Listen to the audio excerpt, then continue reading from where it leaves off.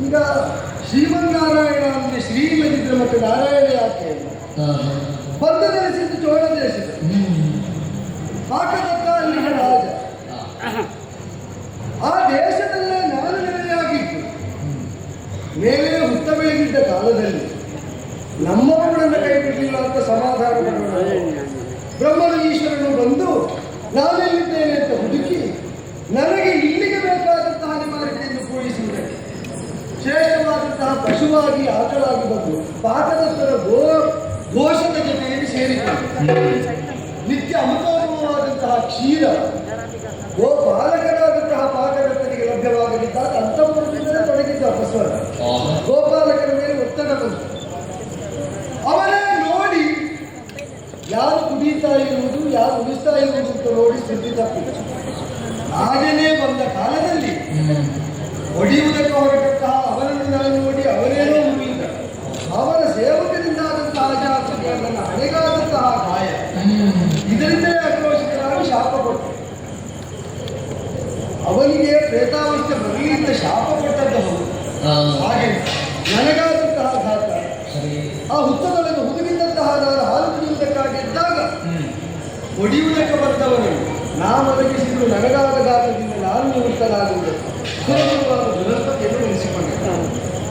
ನೆಕ್ಕಿತಾವ ವೃಕ್ಷದ ಬೇರು ಔದುಂಬರ ಪುಷ್ಪದ ಹಾಲು ಇದನ್ನು ಸಮ್ಮಿಶ್ರಿತವಾಗಿಸಿ ಹಚ್ಚಿದ್ರೆ ಮಾತ್ರ ಈ ಗಾಯ ಗುಣಮುಖವಾಗುತ್ತದೆ ಅಂತ ಅಪ್ಪಣೆಯಾಗಿದೆ. ಮೊದಲೇ ಹೊರಟಂತಹ ಲಕ್ಷ್ಮೀದೇವಿ ಕೊಲ್ಲಾಪುರ ನಿವಾಸಿನಿಯಾಗಿದ್ದಾಳೆ ಅಂತ ಅವಳಿಲ್ಲದ ಮರಳುವುದಿಲ್ಲ ಎಂಬ ಸಂಕಲ್ಪದಿಂದ ಇಳಿದ ಮೇಲೆ ಹಿಂದೂ ಧರ್ಮಕ್ಕೆ ಅನುಗುಣವಾಗಿ ಎಲ್ಲಾದರೂ ನೆಲೆಯಾಗಬೇಕು. ಯುದ್ಧದಿಂದ ಬಿಸಿಯಾಯಿತು, ನೆಲೆಯನ್ನು ಹುಡುಕಿ ಔಷಧವನ್ನು ಅನ್ವೇಷಿಸಿ ಹಾಗೆ ಮುನ್ನಡೆಯಬೇಕು.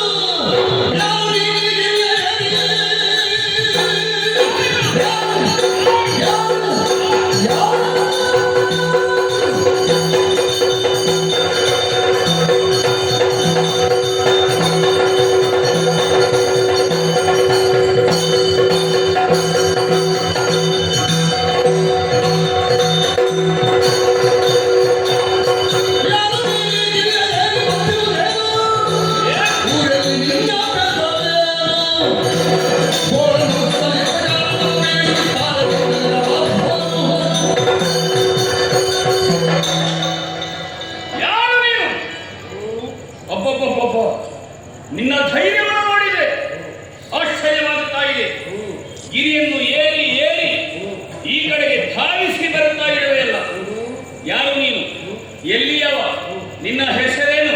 ಇಲ್ಲಿಗೆ ಬಂದೆ. ನೀನು ಈ ಪ್ರಶ್ನೆ ನಿನ್ನಲ್ಲೇ ಕೇಳಿಕೊಳ್ಳಿಕ್ಕೆ ಉಂಟ. ಯಾರು ನೀನು ಅಂತ, ಯಾರು ನಾನು ಅಂತ. ಯಾರು ನಾನು? ಹೌದು, ಹಾಗಾಗಿ ಕೇಳಿಕೊಂಡ್ರೆ ಒಳ್ಳೆಯದು.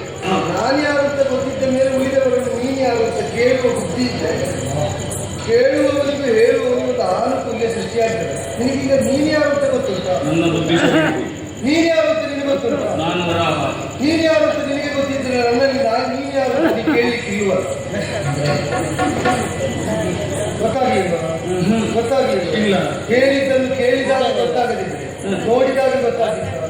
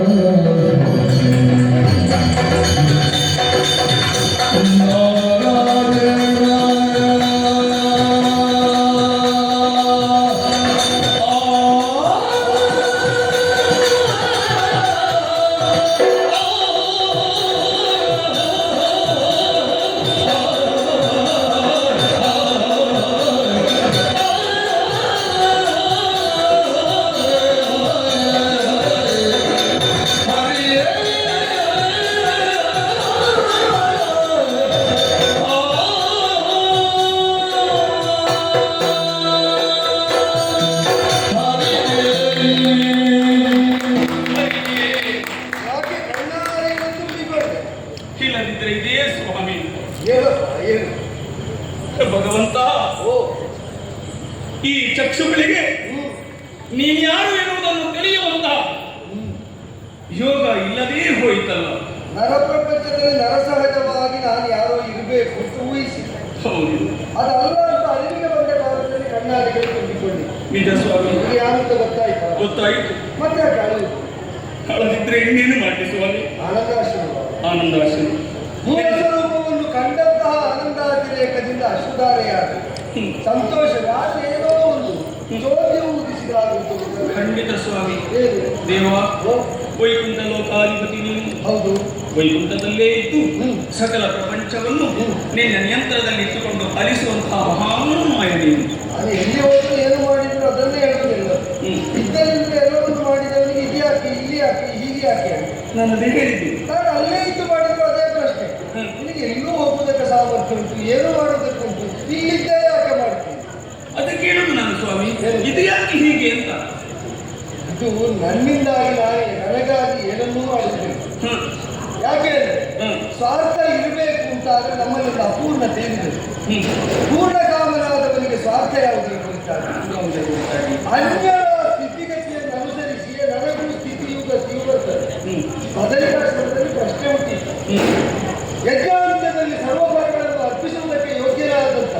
ಶ್ರೇಷ್ಠ ದೇವನಾರು ಯಾರು? ಅನ್ವೇಷಿಸುವುದಕ್ಕೆ ಭೃಗುಮುನಿಯನ್ನು ಉಳಿದ ಸಪ್ತರ್ಷಿಗಳೆಲ್ಲ ನಿಯೋಗಿಸಿ ಹೋದದ್ದು ಬ್ರಹ್ಮಲೋಕ. ಅಲ್ಲಿ ಶಾರದಾಸಕ್ತನಾದಂಥ ಜ್ಞಾನವಿದನಾದಂಥ ಬ್ರಹ್ಮನನ್ನು ಕಂಡು ಇಲ್ಲ ಮಾನಿಸಲಿಲ್ಲ, ಅವನಿಗೆ ರಾಜಸಾಧಿಕವಾಗಿದೆ ಅಂತ ಶಾಪ ಪಟ್ಟು ಮತ್ತೆ ಕೈಲಾಸಕ್ಕೆ ಹೋದ. ಉಮಾಸಹಿತನಾದಂತಹ ಶಂಕರನನ್ನು ಕಂಡು ಇಲ್ಲ ಅಂಗಸಂಗವನ್ನು ಹೊಂದಿದ್ದಂತಹ ಶಂಕರನು ಇವನ ಆಗಮನದಿಂದ ಆಕ್ರೋಶಿತನಾದ ಕಾಲದಲ್ಲಿ ಓಡುತ್ತಾ ಬಂದು ಕೆಳಗೆ ಅಂದ್ರೆ ಶಾಪ ಪಟ್ಟ. ಇನ್ನು ಅಂಗಕ್ಕಲ್ಲ ಲಿಂಗಕ್ಕೆ ಪೂಜೆ ಮಾಡಬೇಕು.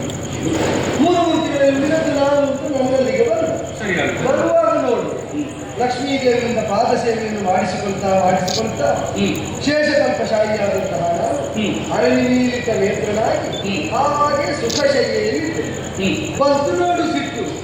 ಸಿಟ್ಟು ಬಂದದ್ದು ಮಾತ್ರವಲ್ಲ, ಸಿಟ್ಟು ಬಂದ ಬರದಲ್ಲಿ ಏನು ಮಾಡ್ತಾರೆ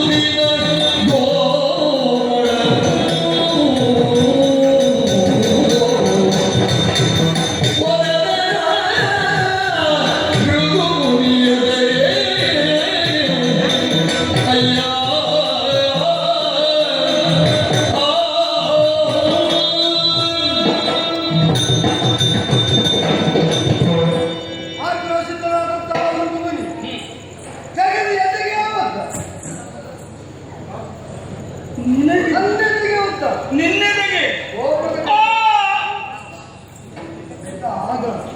ಆದರೆ ಕೇಳಿದಾಗಲೇ ನಿನಗೆ ಇಷ್ಟು ನೋವಾಯಿತು, ಅಲ್ಲೇ ಇದ್ದವನಿಗೆ ಎಷ್ಟಾಗಿದೆ. ಈಗ ಆವರ್ತವಾಗಿ ಕಾಲಾಂತರದಲ್ಲಿ ಕೇಳಿದಾಗ ನಿನಗೆ ಅವರಿಗೆ ನೋವಾಯಿತು, ಅಲ್ಲೇ ಆಕಾರದಲ್ಲಿ ನೆಲೆಯಾಗಿದ್ದವನಿಗೆ ಏನಾಗಿದೆ. ನಾನು ಭೃಗುಮಹರ್ಷಿ ಯಾವನ್ನು ಉತ್ತೇಜಿಸಲಾಗಿ ರಾಜಸವನ್ನು ಹೊಂದಿದ್ದು ಅವರ ಪಾದಲಾಂಛನವನ್ನು ನನ್ನ ವಕ್ಷಸ್ಥಳದಲ್ಲಿ ನೆಲೆಗೊಳಿಸುವುದಕ್ಕಾಗಿ ಉಂಟಾದ ಅದನ್ನು ಅರ್ಥೈಸಿಕೊಳ್ಳದೆ ದೇವಾದಿದೇವನಾದ ಸರ್ವಸಂಶಯನಾದಂತಹ ನೀನು ಅವನು ಒದ್ದರೂ ಕೂಡ ಅವನನ್ನು ಮಾನಿಸಿದೆ, ಸನ್ಮಾನಿಸಿದೆ, ಗೌರವಾರದಿಂದ ಬೀಳ್ಕೊಟ್ಟೆ ಎಂಬುದರಿಂದ ನನಗೆ ಅವಮಾನವಾಯಿತು ಎಂಬ ಆಕ್ರೋಶವನ್ನು ಹೊರಹಾಕುತ್ತಾ ಲಕ್ಷ್ಮೀದೇವಿ ನನ್ನನ್ನು ಬಿಟ್ಟಾಗಲಿಲ್ಲ, ಭೂಲೋಕಕ್ಕೆ ಹೋಗಿದ್ದೇನೆ, ನನಗೆ ಎಲ್ಲಿ ಮಾನ ಸಂಹಾರಗಳಿಲ್ಲೋ ಅಲ್ಲಿ ನೆಲೆಯಾಗುವುದಿಲ್ಲ ಅಂತ ಸ್ಪಷ್ಟವಾಗಿ ಅಂತ ಹೊರಟು. ಶ್ರೀ ನಿವಾಸವಾಗಿದ್ದದ್ದು ನನ್ನ ವಕ್ಷಸ್ಥಳ. ಹೌದು, ಶ್ರೀ ಅಗಲಿದ ಮೇಲೆ ಬರಿದಾದ ಮನೆಯಲ್ಲಿ ನಾನೇಗಿರು. ನೀನೇನು ಮಾಡಿದೆ? ಮನವು ಮನೆಯು ಬರಿದಾದ ಕಾಲದಲ್ಲಿ ಅವಳಿಲ್ಲದ ಕುಂಠಿತವಾದ ವೈಕುಂಠ, ಕುಂಠಿತವಾಯಿತು ಎಂಬ ಭಾವದಿಂದ ನಾವು ವೈಕುಂಠವನ್ನು ತೊರೆಯುವ ರೂಪದಿಂದ ಎಲ್ಲಿ ಕಳುಹಿಸಿದ್ರೆ ಕಾಡಿಗಳಿಗೆ ತೊಡಕಾಗ್ತದೆ ಎಂಬ ಕಾರಣದಿಂದ ಸಣ್ಣ ರೂಪವನ್ನು ಇದೋ ಇಲ್ಲೇ ಚೋಳ ರಾಜ್ಯದಲ್ಲಿ ಒಂದು ತಿಪ್ಪಣಿ ವೃಕ್ಷದ ಅಡಿಯಲ್ಲಿ ನಾನೆಲೆ ಕೊಟ್ಟಿದ್ದಾಗ ಅದರ ಮೇಲೆ ಹುತ್ತ ಬೆಳೆದಿತ್ತು. ವೈಕುಂಠದಲ್ಲಿದ್ದ ನನ್ನನ್ನು ಕಾಣದೆ ಬ್ರಹ್ಮಶಂಕರ ಆಕರ್ಷಿತರಾಗಿ ಅನ್ವೇಷಿಸುತ್ತಾ ಒಂದು ಚೋಳ ರಾಜ್ಯದಲ್ಲಿ ನೆಲೆಯಾದದ್ದನ್ನು ಕಂಡು ಬ್ರಹ್ಮ ಹಸುವ, ಶಂಕರ ಆಕಳ ಒಂದು ಚೋಳರಾಜನ ಗೋಶಾಲೆಯನ್ನು ಸೇರಿಕೊಂಡು ಇಲ್ಲಿ ಬಂದಂತಹ ನನಗೆ ಅನ್ನಪಾನೀಯಗಳಿಲ್ಲದೆ ಹಸಿವು ವಿಷಯಗಳಿಂದ ಬಳಲುವಂತೆ ಆಗಬಾರದೆಂಬ ಸದಾಶಯ. ಪ್ರತಿನಿತ್ಯ ಇನ್ನೊಂದು ಮೇಯುವುದಕ್ಕೆ ಅಂತ ಗೋಸಂತತಿಯನ್ನೆಲ್ಲ ಬಿಟ್ಟ ಕಾಲದ ಈ ಹಸುವು ಆಕಳು ಬಂದು ಆ ಹುತ್ತದ ಮೇಲೆ ಹಾಲೆತ್ತು ಒಳಗಿದ್ದ ನಾನು ತೆಗೆಯುವಂತೆ ಮಾಡ್ತಾ ಇತ್ತು. ಪುಣ್ಯ ಶರೀರಿಗಳು ಭೂಲೋಕದಲ್ಲಿ ನಾನು ಗೌಪ್ಯವಾಗಿದ್ದದ್ದನ್ನು ತಾವು ಪ್ರಕಟಿಸುವುದು ಬೇಡ ಅಂತ ಆಶೆ. ಆದರೆ ಏನಾಯ್ತು? ಅಸದೃಶವಾದ ಕಾಂತಿಯಿಂದ ತಮ್ಮ ಅಸ್ತಿತ್ವದಿಂದ ಎಲ್ಲರನ್ನು ಆಕರ್ಷಿಸಿದ ಹಸು ಮತ್ತು ಆಕಳು ತಮ್ಮ ಹಾಲನ್ನು ನಮಗೆ ಕೊಡ್ತಾ ಇಲ್ಲ ಎಂದು ಆ ರಾಜ್ಯದಲ್ಲಿ ಅಲೋಲಕರು ಸೃಷ್ಟಿಸಿದರು. ಮಹಾರಾಣಿಗೆ ಶಂಕೆ ಬಂತು. ಗೋಪಾಲಕರಿಗೆ ಪೀಡೆ ಕೊಟ್ಟು ವಿಚಾರಣೆ ಮಾಡಿ ಗೋಪಾಲಕ ಕಣ್ಣಿಗೆ ಎಣ್ಣೆ ಹಾಕಿದ್ದಾರೆ. ಆ ಹಸುವನ್ನೇ ಹಿಂಬಾಲಿಸ್ತಾ ಬಂದ.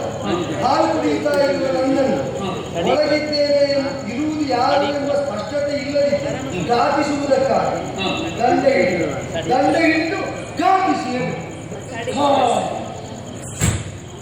ಇಲ್ಲಿ ಉಂಟು ಇಲ್ಲಿ ಉಂಟು ಇದು ಪ್ರಭು ಕಾಶಿಯಲ್ಲಿ ನನಗೆ ಆಕ್ರೋಶ ಬಂದದ್ದು ಒಂದಿನಿದ್ದಲ್ಲ. ಎಂತಹ ನಾನು ನೋಡಿದ ಕ್ಷಣದಲ್ಲಿ ಅವ ಸತ್ತು ಬಿದ್ದ. ಅವರ ಬೆನ್ನೆಯಿಂದ ವಿಚಾರಿಸುವುದಕ್ಕೆ ಬಂದಂತ ಪಾಕದ ನಾಮಕನಾದ ರಾಜನಿಗೆ ಶಾಪ ಕೊಟ್ಟು ದೂತ ಮಾಡಿದ್ದರ ಹೊಳೆಯನ್ನು ನಾಕವರು ಬೇಕು, ಪ್ರೇತಗಳನ್ನು ಪ್ರಾಪ್ತಿಯಾಗಬೇಕು. ಅವರಿಗೆ ಏನೋ ದುರ್ಗತಿ. ಅವ ಮತ್ತೆ ಶೋಕ ಸಂತಪ್ತರಾಗಿ ಕ್ಷಮಾಯಾಚನೆ ಮಾಡಿದ. ಬಿಡುಗಡೆ ದಾರಿಯಲ್ಲಿ ಹೇಳಿದೆ. ಆದರೆ ನನಗಾದ ಘಾತ ಭೂಧರ್ಮದಿಂದ ಅರಿಬೇಕು ಅಂತ ಆದರೆ ಅದಕ್ಕೆ ಔಷಧಿ ಬೇಕೋ ಬೇಡ? ಬೇಕಿದ್ದಾರೆ ಹೌದು ಸ್ವತಃ ಅದನ್ನು ಅರೆದು ನೀನು ಹಚ್ಚಿದೆ ಅಂತ ಆದರೆ ಪ್ರತಿದಿನವೂ ಅದಕ್ಕೆ ಔಷಧೋಪಚಾರ ಇದನ್ನೇ ಮಾಡಿದರೆ ಕ್ರಮೇಣ ಅದು ವಾಸಿಯಾಗುತ್ತದೆ ಅಂತ ದೇವರು ಕುಟುಂಬನಾದ ದರ್ಶನ ನನಗೊಂದು ಪ್ರಕಾರ. ಹೌದು ಹೌದು ಕೇಳಿದ ಹೌದು ನಿನಗೆ ನಾನು ಹೌದು ನನಗೆ ಹುಡುಕಿ ಅಭ್ಯಾಸ ಇಲ್ಲದ ಕಾರಣ ನನಗೆ ಬೇಕಾದನ್ನು ಹುಡುಕಿ ತಂದು ಅರೆದು ತೇದು ನನಗೆ ಹಚ್ಚುವಂತಹ ಸೇವೆಗೊಬ್ಬರು ಜನ ನಾನು ನೆಲೆಯಾಗುವುದಕ್ಕೆ ಇದ್ದಲ್ಲಿಗೆ ಬಂದು ಹೊಡೀತಾರೆ ಅಂತಂದು ಯಾರು ಹೊಡೆಯದಲ್ಲಿ ನಿರೂಪಣರಾಗಿರುವುದಕ್ಕೆ ಸ್ವಲ್ಪ ಈ ಪ್ರದೇಶ ಈಗ ಇದು ನನ್ನದೇ ಸ್ವಲ್ಪ ನಾಡಿನ ಕೊಡದೆ ಪಡೆಯುವುದು ನೀತಿಗೆ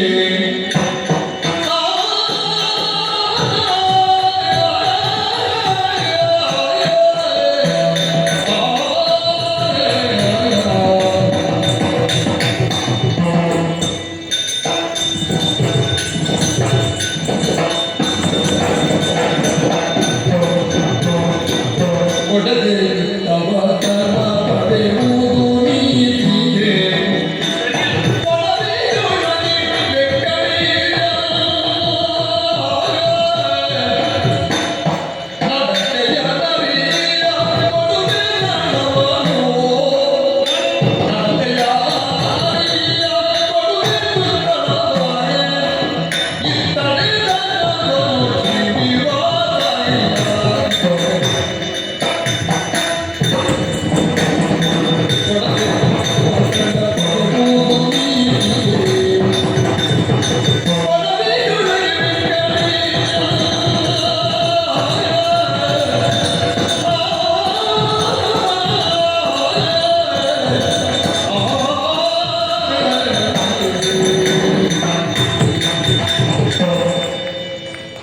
ಬಹಳ ಚೆನ್ನಾಗಿದೆ ದೇವರೇ. ಯಾವುದು ಬೆಟ್ಟಿದ್ದ ನಿನ್ನ ಮಾತುಗಳು ಮಾತು ಅದನ್ನು ನಿರೂಪಿಸಿ ಹೌದು ದೇವರೇ. ಭೂಲೋಕಕ್ಕೆ ಬಂದಾಗಿದೆ. ಇರುವುದಕ್ಕೊಂದು ಸ್ಥಳ ಬೇಕು. ಇಲ್ಲದಿದ್ದು ನೋಡಿದ್ದೇನೆ ಉತ್ತದೊಳಗೆ ಹುದುಗಿದ್ರು ಕೂಡ ದಂಡ ಇಟ್ಕೊಂಡು ಹೊಡೆಯುವವರಿಗೆ ಕಡಿಮೆ ಇಲ್ಲ. ಈ ಭೂಲೋಕದಲ್ಲಿರುವವರೇ ಹಾಗೆ ದೇವರಿಗೆ ರಾಕ್ಷಸರಿಗೆ ದೇವತೆಗಳು ಅಂತ ಹೊಡೆದಾಗಿ ಇಲ್ಲಿ ನಿತ್ಯ ನೋಡ್ತಾರೆ. ನಿತ್ಯ ನೂತನ. ದೇವರೇ ಕೊಡಬಹುದು ಏನನ್ನು ನೀನು ಹೇಳಿದ್ದೆ. ಹಾಗೆ ನೀನು ಸಿಕ್ಕಿ ಬಹಳ ಉಪಕಾರ ಆಯ್ತು. ಯಾರಲ್ಲಿ ಕೇಳುವುದು ಕಾಲ ಅವಕಾಶ ನಾನು ಬಂದ ಕೊಡುವುದಲ್ಲ. ಕೊಡುವುದು ಯಾಕೆ ಅಂದ್ರೆ ಹಾ. ಇದು ಮೊದಲನೇ ವೃಕ್ಷಭಾಷಣ ಅಂತೇಳಿ ಹೌದು ಅವಿಲ್ಲ. ಅವೈಲ್ಲ. ಅವನನ್ನು ಯಾರು ಮಾಡಿಲ್ಲ. ಅದು ನಾನೇ ಮಾಡಿ ನಾನೇ ಅಲ್ಲ ನೀನು. ಈಗ ವರ್ಷದಲ್ಲಿ ನಿಮಗೆ ಹೌದು ಆದ್ದರಿಂದ ಈಗ ನೀನು ಕೊಟ್ಟ ಸ್ಥಳದಲ್ಲಿ ನಾನು ಹೇಳಬಹುದು. ಪ್ರಭು ಹೆಚ್ಚು ಮಂದಿ ಯಾರು ಉಪಟಳ ಕೊಟ್ಟಿದ್ದನ್ನು ಯಾವ ನಿನಗೆ ಯಾರದ್ದೂ ಬಾಧೆ ಇಲ್ಲದ ಹಾಗೆ ಒಳ್ಳೆಯ ಸುತ್ತಗಳನ್ನೇ ನಾನು ಕೊಡ್ತೇನೆ. ನಾನು ಕೊಡುವುದಿದ್ರೆ ನೀನು ನನಗೆ ಕೊಡುವುದು.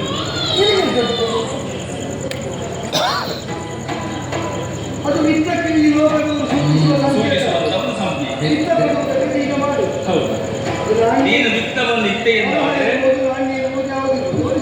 ಹೌದು ಇದನ್ನು ಕೊಟ್ಟೆ ಎಂದಾದರೆ ಯೋಗ್ಯವಾದಂತಹ ಸ್ಥಳವನ್ನು ನನಗೆ ಬಿಟ್ಟು ಬಿಟ್ಟು ಅಂತ ಹೇಳಿದ್ದೀರ ನಾನೇ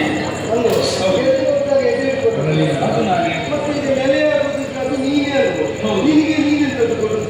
ನನಗೆ ನಾನೆಂತದ್ದು ಕೊಡುವುದು ಹೌದಲ್ಲ ಸ್ವಾಮಿ, ಇದು ಭೂಲೋಕದ ಧರ್ಮ. ಭೂಲೋಕದ ಧರ್ಮ ಆದರೆ ಈಗ ಬಿದ್ದದ್ದು ವೈಕುಂಠದಲ್ಲಿ ಬಿಟ್ಟು ನೋವು ನಿನಗೆ ಹೀಗಾಗಿ ಅಂದ್ರೆ ಅದು ಭಾವವಾಸಿ ರೇಖೆಯಿಂದ ಹೇಳಿಕೆ ಕಂಡಾಗ ಅಷ್ಟು ಅನನ್ಯತೆ ಇದ್ರೆ ನಿನಗೆ ನಾನೇ ಹಿಂದೆ ಕೊಡುವುದು. ನಾನು ಹೇಳಿದೆ ನೋಡು, ಇರುವಾಗ ಎಲ್ಲರೂ ಪಡೆಯುತ್ತಾನೆ. ಲಕ್ಷ್ಮೀದೇವಿ ನನ್ನನ್ನು ಬಿಟ್ಟಲ್ಲಿದ್ದಾಳೆ ಅಂತ ಗೊತ್ತಾಗ್ತದೆ. ಇವನ ಕೈ ಬರಿದಾಗಿದೆ ಅಂತ ಈಗ ನೀನು ಕೇಳುದು. ಅಯ್ಯೋ ದೇವರೇ, ತಪ್ಪು ತಿಳ್ಕೊಳ್ಬಾರ್ದು ಸ್ವಾಮಿ. ಮತ್ತೆ ತಪ್ಪಲ್ಲದೆ ಅಲ್ಲ ಸ್ವಾಮಿ, ನಾನು ಸರಿಯಾಗಿ ತಿಳಿದದ್ದು. ಇದು ನ್ಯಾಯ. ಕೈ ಬರಿದಾದ ಕಾಲದಲ್ಲಿ ಕೇಳಿದ್ದು ನೀನು ಭೂಮಿಯ ನ್ಯಾಯದಂತೆ ಏನು ಪಡೆಯಲು ಕೊಡುವುದಕ್ಕೆ ಆಗುವುದಿಲ್ಲ ಅಂತ ಆದ್ರೆ ಮುಂದೊಂದು ದಿನ ನಾನು ನೆಲೆಯ ಮಕ್ಕಳಿಂದ ಸಂಶಯವಿಲ್ಲದ ಆ ಕಾಲದಲ್ಲಿ ಕ್ಷೀರಾಭಿಷೇಕ ನಾನಿರುವ ಸನ್ನಿಧಿಯಲ್ಲಿ ನನ್ನನ್ನು ಕಂಡವರಲ್ಲಿ ನೀವು ಕ್ಷೀರಾಭಿಷೇಕ ಒತ್ತ ಮೊದಲಾಗಿ ಮಾಡುವಂತೆ ನಾ ಮಾಡಿದ ಅದನ್ನು ಹಾಗಾದ್ರೆ ನನಗೊಂದು ನೆಲೆ ಮಾತ್ರ ಸೇವೆ ನನಗೆ ಗೊತ್ತಿಲ್ಲ ಇದಕ್ಕೆ ಕಾಯ್ದು ಬೇರೆ ಉಂಟು ಹೌದು ಬರದ ಪುಷ್ಪ ಉಂಟು ಅಂತ ಅದನ್ನು ಹುಡುಕಿ ತಂದು ಅರೆದು ತೆಗೆದು ಏನಂತ ನಲ್ಲಿ ನೋಡುದಂತೆ ಯಾರು ಪರಿಚಯದಲ್ಲಿದ್ದಾರೋ ಯಾರು ಯಾರು ಇಲ್ಲಿ ಇದ್ರೆ ನೋಡುವ ಓ ಅಮ್ಮ, ಅಮ್ಮ,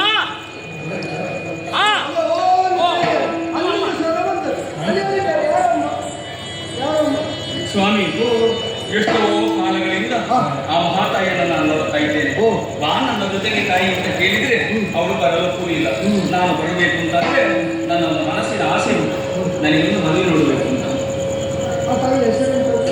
ಅದು